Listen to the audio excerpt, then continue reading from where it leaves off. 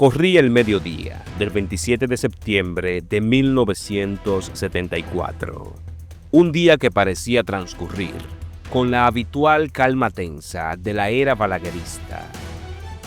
Barbara Hutchison, la directora de la Oficina de Información de los Estados Unidos, regresaba a su oficina después de almorzar cuando su vehículo fue interceptado violentamente. No se trataba de un crimen común, ni de un asalto al azar.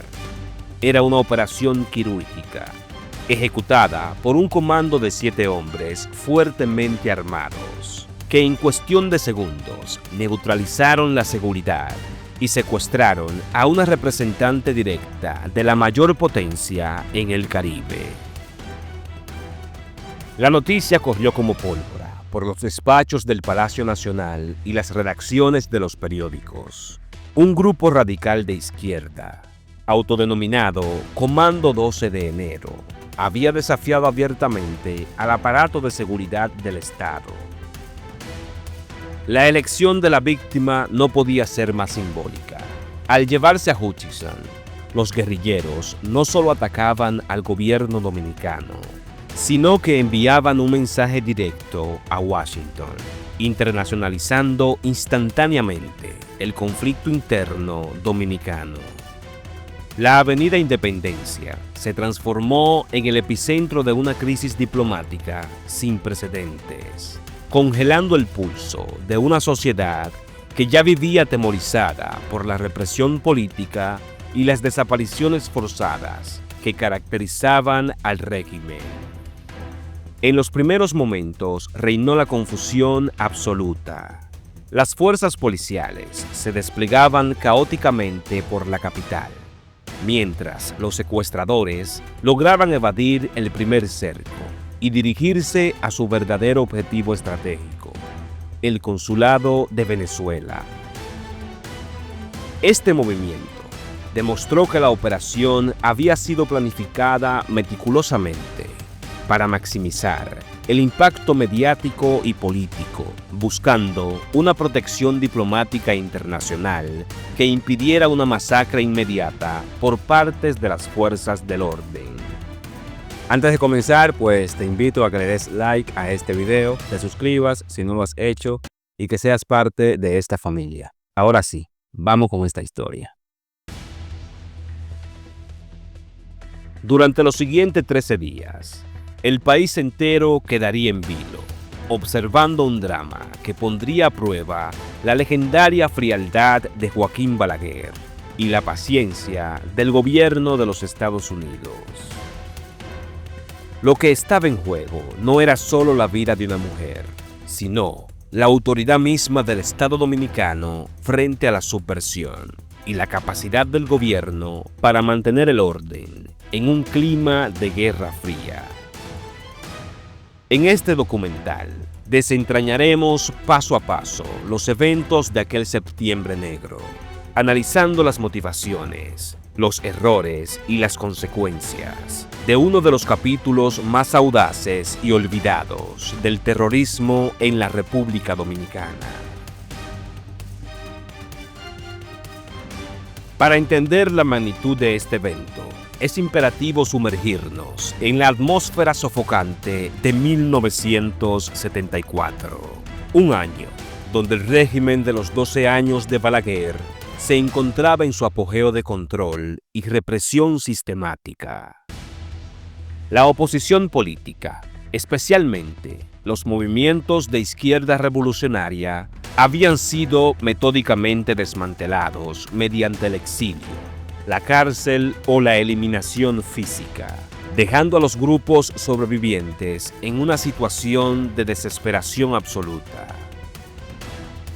El Comando 12 de Enero, nombre que los secuestradores adoptaron, era una referencia directa a la fecha de la muerte de los palmeros en 1972, un evento traumático que marcó el fin de la guerrilla rural y obligó a los remanentes de la izquierda a replegarse hacia una guerra urbana mucho más errática y peligrosa.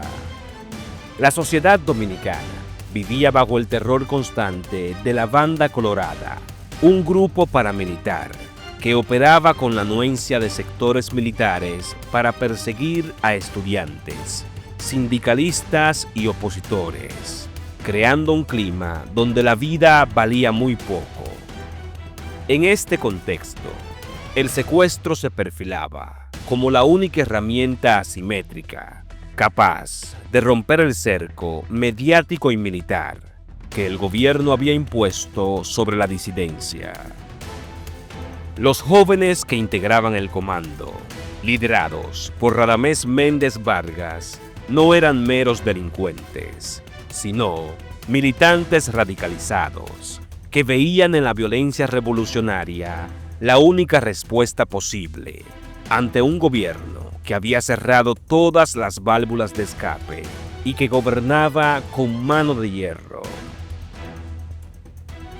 La elección de una funcionaria estadounidense también respondía a la lógica de la Guerra Fría, que permeaba toda la región.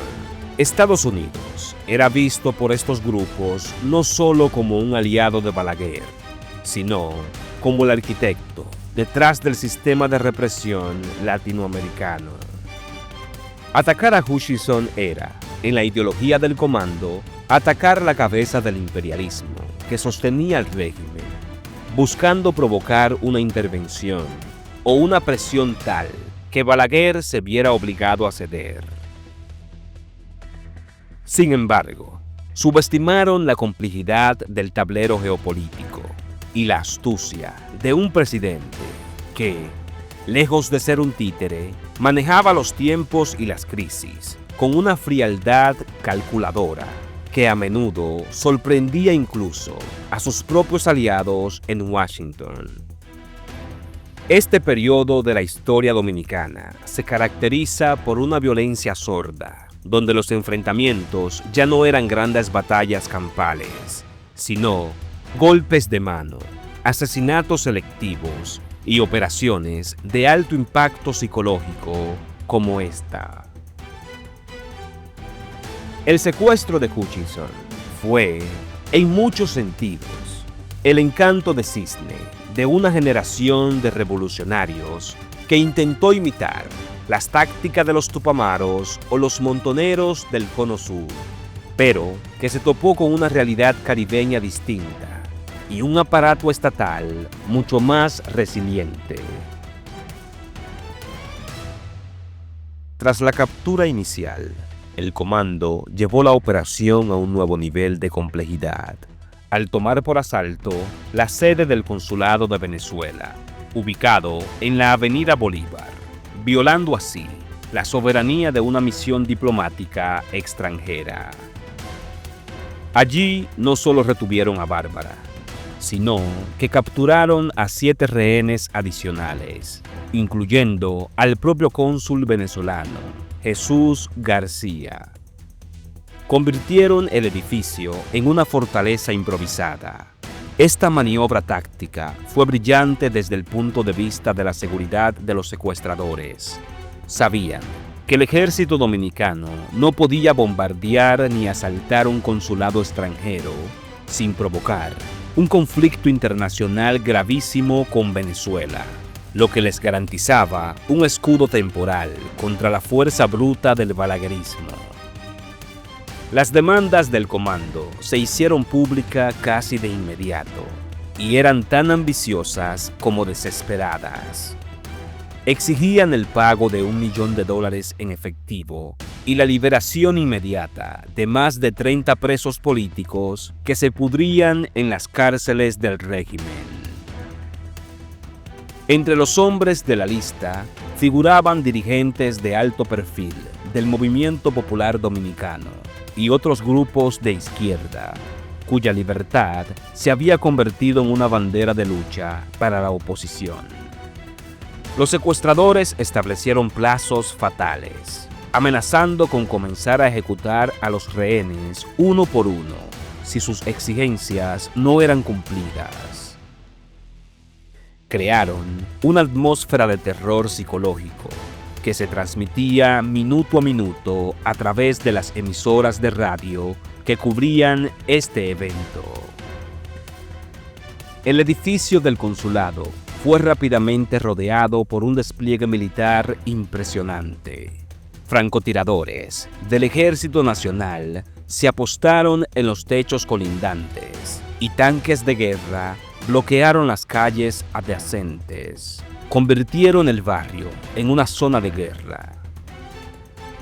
Dentro del consulado, las condiciones se deterioraban rápidamente. El calor, la falta de alimentos adecuados y la presión constante de verse apuntados por cientos de fusiles desgastaban tanto a los rehenes como a sus captores. Se desarrolló una extraña dinámica de convivencia forzada entre víctimas y victimarios, un síndrome de Estocolmo incipiente, alimentado por el miedo de un asalto militar que acabaría con la vida de todos sin distinción. La estrategia del comando dependía enteramente de la presión internacional. Confiaban en que el gobierno de Venezuela y el de Estados Unidos obligarían a Balaguer a ceder para salvar a sus diplomáticos.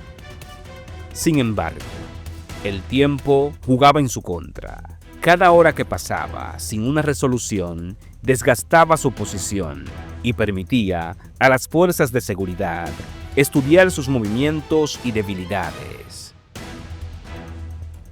Lo que comenzó como un golpe audaz se fue transformando lentamente en una trampa mortal, un encierro claustrofóbico donde los secuestradores pasaron de ser los dueños de la situación a ser prisioneros de su propio éxito, rodeados por un enemigo que tenía toda la paciencia del mundo y ningún escrúpulo moral. La respuesta de Joaquín Balaguer ante esta crisis definió su estilo de gobierno y su legado autoritario. Frente a las demandas de los secuestradores, el presidente adoptó una postura de intransigencia absoluta que sorprendió a todo el mundo. Mientras el Departamento de Estado de Estados Unidos presionaba discretamente para priorizar la vida de Hutchinson y Venezuela abogaba por una solución pacífica, Balaguer declaró públicamente que el gobierno dominicano no negociaba con terroristas. Su lógica era fría y pragmática. Ceder ante el chantaje de un grupo armado sentaría un precedente funesto que incentivaría futuros secuestros y debilitaría la imagen de autoridad inquebrantable que sostenía su régimen. Este posicionamiento generó una tensión diplomática enorme. Washington se encontraba en la incómoda posición de tener que respetar la soberanía de un aliado anticomunista mientras veía peligrar la vida de su funcionaria. Balaguer, viejo zorro de la política, sabía que Estados Unidos no rompería relaciones con él por este incidente, ya que su gobierno era el garante de la estabilidad en el Caribe frente a la influencia cubana. El presidente dominicano jugó una partida de póker de alto riesgo, apostando a que el desgaste físico y psicológico obligaría a los secuestradores a renunciar a sus demandas, sin que el Estado tuviera que abrir las rejas de la cárcel ni desembolsar un solo centavo. Esto dejó a los secuestradores aislados políticamente, sin el apoyo de las masas que esperaban despertar y repudios por gran parte de la opinión pública que veía con horror el riesgo para la vida de los inocentes. La mano dura de Balaguer se impuso sobre la sensibilidad humanitaria, demostrando que para el régimen, la razón de Estado y el principio de autoridad estaban muy por encima de la vida de cualquier individuo, incluso si era una diplomática extranjera. Después de casi 2 semanas de un asedio que mantuvo al país paralizado, la realidad se impuso sobre la ideología. Los secuestradores comprendieron que no lograrían la liberación de los presos ni el dinero, y que su única victoria posible era salir con vida. El 9 de octubre de 1974 se cerró el acuerdo final. que permitía a los miembros del Comando 12 de Enero abandonar el país rumbo a Panamá, un destino común para los exiliados políticos de la época gracias al gobierno de Omar Torrijos. A cambio, debían liberar a todos los rehenes sanos y salvos, poniendo fin a la crisis, sin derramamiento de sangre directo en el desenlace, aunque con un costo político enorme para la izquierda dominicana. La escena final fue casi cinematográfica. Un autobús transportó a los secuestradores y algunos rehenes hacia el Aeropuerto Internacional de las Américas. Allí, en la pista, los esperaba un avión de Dominicana de Aviación, listo para llevarlos al exilio, lejos de la lucha revolucionaria que juraron defender. Bárbara Hutchinson fue liberada, visiblemente agotada y traumatizada, pero viva. Su calvario había terminado. Pero la imagen de fortaleza de la diplomacia estadounidense en República Dominicana había quedado severamente dañada. Para los secuestradores, subir a ese avión significaba la supervivencia física, pero también la derrota política. Se iban con las manos vacías, dejando a sus compañeros en las cárceles de Balaguer. La llegada a Panamá marcó el inicio de un largo tiempo de exilio para Radamés Méndez y su grupo, quienes pasaron de ser protagonistas de una revolución inminente a ser refugiados en tierra extraña. En la República Dominicana, el desenlace fue vendido por la maquinaria propagandística como un triunfo de la legalidad y la firmeza. Balaguer había logrado resolver la crisis sin ceder en lo fundamental, expulsando a los elementos subversivos y limpiando la casa. El secuestro de Bárbara permanece hoy como un recordatorio sombrío de los extremos a lo que llegó la polarización política durante los 12 años de Balaguer, una época donde la violencia era el lenguaje común de la política.